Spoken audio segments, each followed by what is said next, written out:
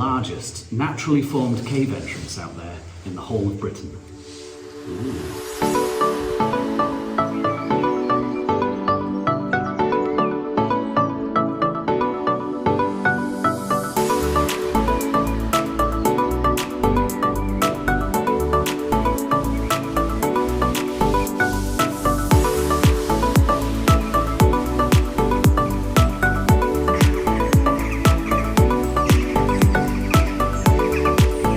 അടിപൊളി ലൊക്കേഷൻ, അടിപൊളി ലൊക്കേഷൻ. കിളികളൊക്കെ പറന്ന് നടക്കുന്നുണ്ട്. The Devil's Arch, Peak Cavern. അപ്പോൾ ടൈമായപ്പോൾ അകത്ത് കയറി വെയിറ്റിംഗ് ഏരിയയിലിരിക്കുകയാണ്. ഒരു 6 മിനിറ്റ് ഉണ്ട് tour സ്റ്റാർട്ടാകാൻ.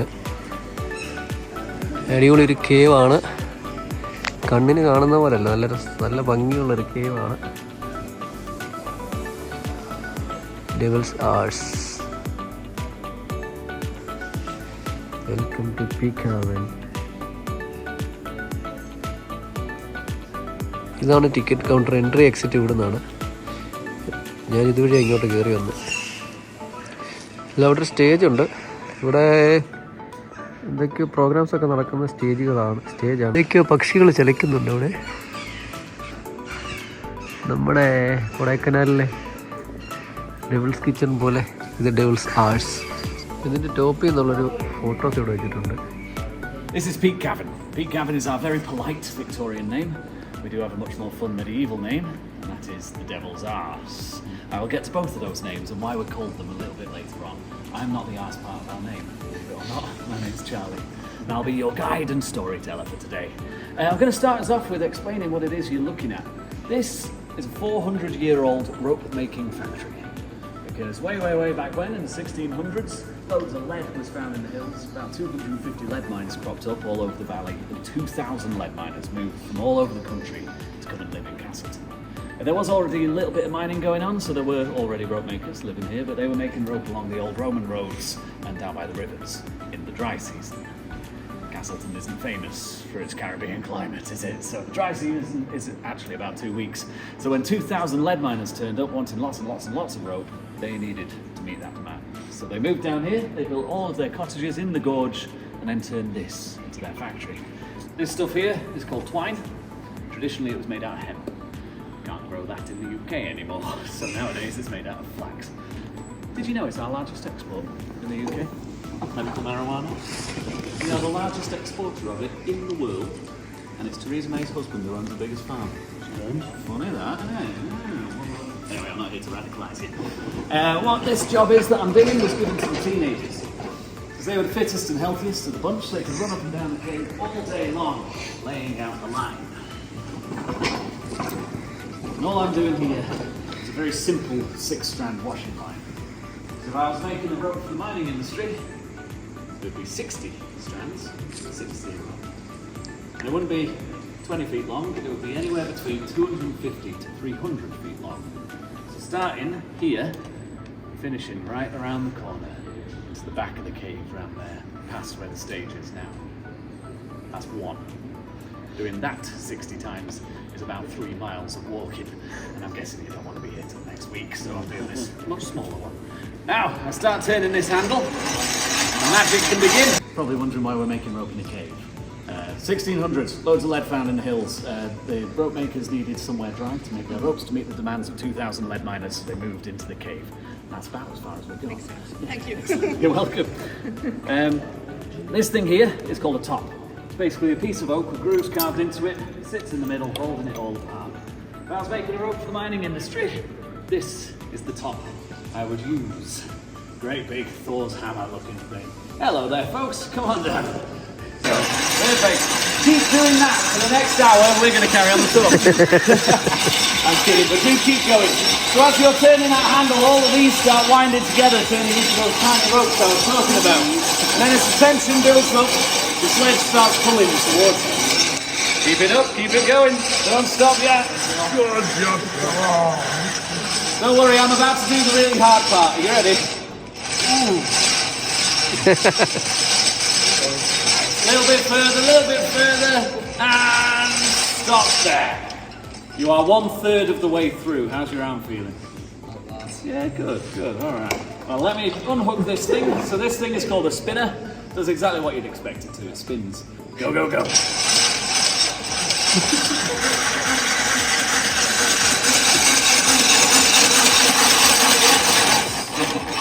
Perfect. Started to make a rope, and this thing is called a farm rope. The reason it's called a farm rope is because when I take the tension out, it starts to spin and twist in on itself. Which is fine if you're holding open a gate or tying a pig to a fence, but if you are 200 feet down a mine shaft and your rope starts spinning, it's a pretty bad end to your day, isn't it? So what we've got to do now is put in counter tension. Okay, go, go, go! Perfect! Yeah, go on, go! If you guys can smell cooking, it is only me. Oh, it's a nice lumpy bit here. Keep on going, keep it up, keep it up. We're nearly there. We're nearly there. And that is done. Round of applause, everybody, for the most recent rope maker. Very good. Are you ready for a magic trick? Oh. It's the best you get out of me these days. Now, these ropes have open ends, and open ends like to start unraveling. And again, if you're down a mine shaft and your rope unravels, it's a very bad end to your day. So there was a certain family that moved into this cave in the mid-1700s. They were called the Marison family, the master rope makers. They lived in that cottage at the front against the rock face there. The reason they were so important, so well renowned, is because they invented a way of tying these ends off that meant it never came undone, but also was practical. So it could be tied to a harness or to a load of lead if it needed to be. So to make their Marison loop, which is now used the world over, you split the rope in its weakest point and thread the end of itself through itself. And then you untwist each of these hoops until you get something that really wishes it looked like an octopus.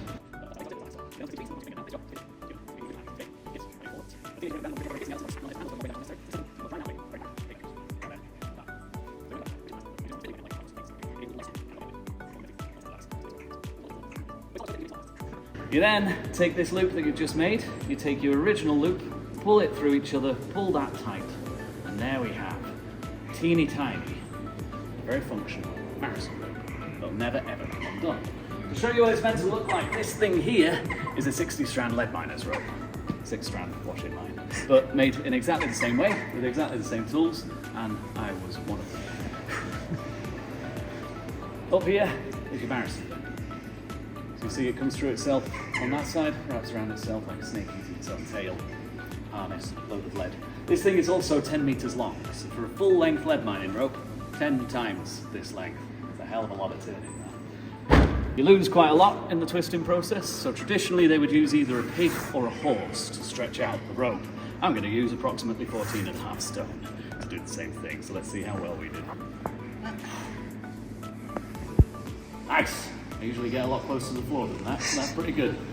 A little bit more in there, and as you can see, we gained back quite a lot. So now, rope making is an industry ground to a halt in this cave. There was a brand new industry being brought in on a shiny new railway through the valley, and that was tourism. So instead of moving out of the cave and going down the valley to get real jobs, the rope makers decided to become tour guides and take people on tours, and that's what we're going to do now. Would you like to follow me? When I say outlaws, everyone thinks criminals, right? But that's not necessarily what it meant. It meant people who lived outside of the protection of the law. So it was vagrants, travellers, homeless people, people who lived on the fringes of society, who very often had to turn towards criminality just to get by. What we're now walking into is what remains of a Victorian theme park based around the journey into the underworld.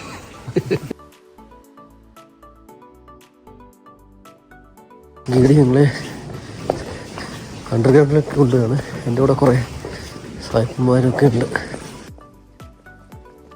So the people who were coming down here were very, very rich. They were coming down in very fine suits or very big dresses, depending on that flavour. Just down there, past that ridge, there used to be a river of knee-deep ice-cold water, at least knee-deep. Now, I don't know about you guys, but if I was in a fine suit or a big dress, I wouldn't really fancy trudging through that and look at a glorified hole in the ground. Covering that hole there was a giant iron gate that would clank open and creak as it swung. And standing in the shadow, lit by a small candle, was a hooded figure waiting. His name was Cavern. Who would then lay you down into your coffin, sell you a little candle to hold against your chest. Notice how I said sell rather than give. He would then jump into the water and push you through, across the river Styx, into the underworld where the devil waits beyond. Of course, the Victorians loved that kind of stuff. That was the best thing in the world to them. Better than Alton Towers and Disneyland or anything else you could throw at them. And a bit like a log flume, started out very pleasantly. Lapping of the water against your coffin sides, gentle rocking motion as you went through, little candle lighting up all the fossils and rock formations on the sea. And the ceiling gets lower and lower and lower, until you'd be there with the cave roof scraping against your nose as you get shoved through a tiny little hole on the other side to pop out into the gates of hell beyond. Clutching onto that little candle for dear life in the darkness, and remembering you're in a pile of very dry straw. How do you make a tourist go woof? Guess if it did go wrong, they could just tip you in, couldn't they? As far as I'm aware, no one actually died on that part of the journey. In the 1800s, all of that water just drained out. So now, we can go through relatively dry. I'll tell you more about that when we get there.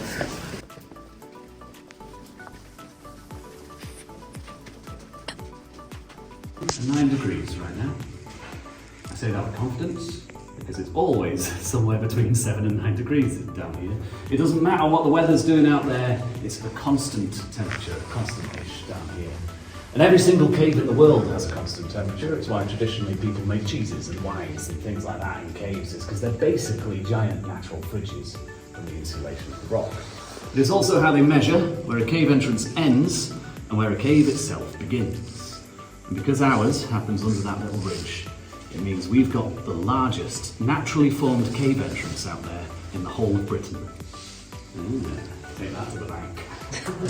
Next pub quiz, you right? Give us a mention, yeah? But I want you to keep it in mind, because I'm going to go back to the theatrics just for a sec, and it will make you jump, just to warn you.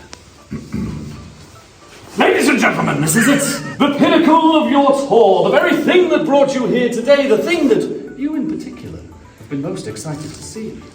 The Devil's Arse! Isn't it glorious?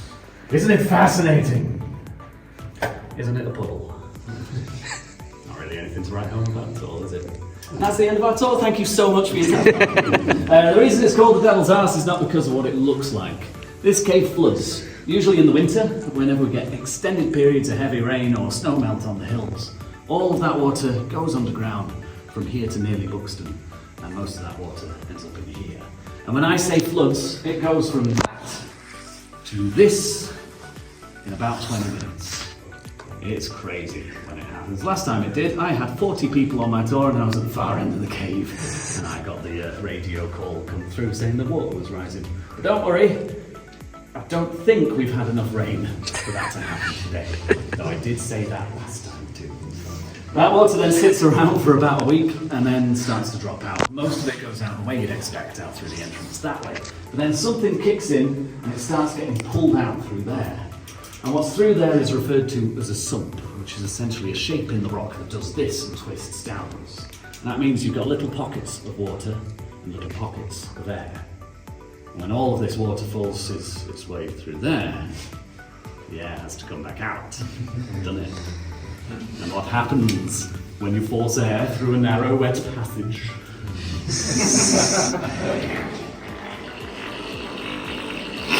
It farts! Genuinely farts. Honestly, it sounds like someone farting in the bath. Look it up on YouTube, it's hilarious. And not only does it fart, it then gets amplified by the giant megaphone of a cave entrance and can be heard in the village below. They hate us down there. Lovely idyllic village that farts every now and then.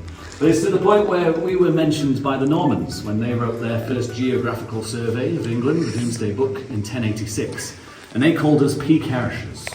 It's a lovely old English word, 2 root words that we still use today. Peak, which meant hill, and Arse, where we get arse from. Literally the arse of the hill is what the Normans called us. So we've been finding that thing funny for at least 1,000 years. Some things never change, do they?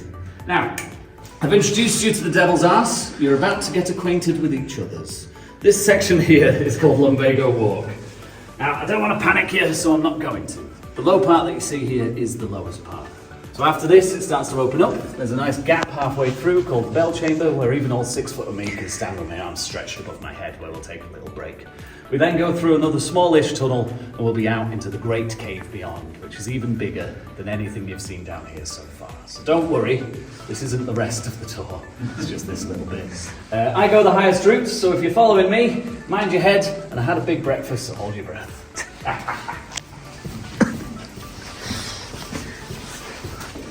Light കുറഞ്ഞ സ്ഥലത്ത് പോവുകയാണ്.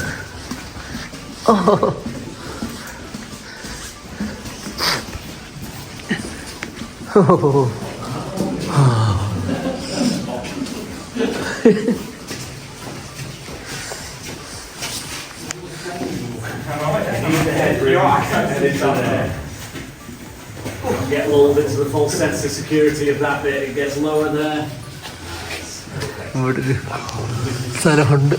Where we are now, this is where the river used to be. Lowest level used to be about where my knee is, and the highest level about where my chest is. And depending on which level meant which hole you got shoved through. So your coffin would be pushed under Lumbago Walk. You'd get into here, and you'd either be shoved through there, or you would be shoved through there. That's when your nose would scrape against the top, and it'd get very warm as you popped out into the gates of hell beyond. Nowadays, obviously, we can walk through there, and that's because the complications that happened when they dug out Speedwell lead mine, it changed the way water interacted with the rest of the system, because eventually we do connect into Speedwell, and all of the water from Speedwell comes down here. And that meant that this just completely drained out. So now people could walk through, but if you wanted to do the coffin trip for an extra shilling, you could get shoved through there. But of course, with tour guides being tour guides, the story of, oh well, the river just suddenly disappeared, so now we can walk through, it wasn't actually that interesting. So they had to come up with a new plan to make it interesting. And their thing was that they had a very special guest down here. And for that special guest, they went to great lengths to change the way the underground river worked. You've just missed her, I'm sorry to say. She was only here like a couple of hours ago. You've just missed her. But give me some money, and I will show you what Queen Victoria herself looked at down here. And they really did spread around that Victoria came down here. So mind your heads as you follow me through Victoria's muddy back passage, and I shall see you in the Great Cave. കുഞ്ഞു കുഞ്ഞു നടക്കണോ ഇതിൽ കൂടെ? ദൈവമേ, തലയിടിക്കും.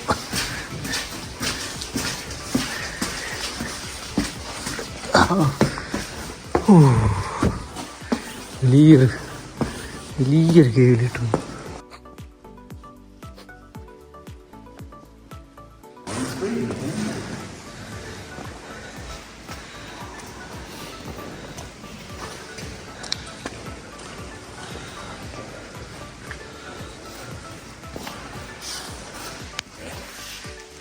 Welcome to the Great Cave.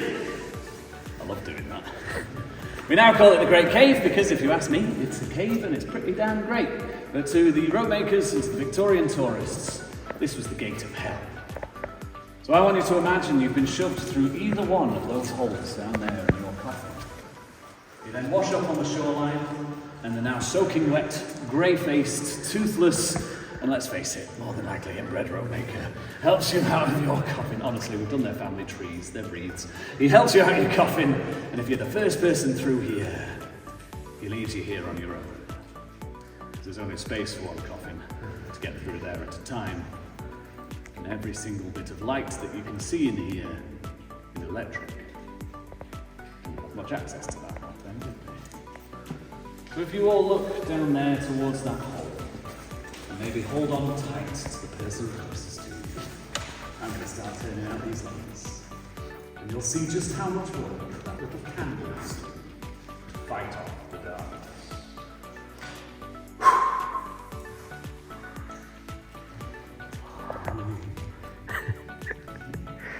And when you're down here, on your own in the dark as I often am. Drips from the ceiling start to sound and the running of water can sound like a voice talking in the shadow. Like riddles in the dark.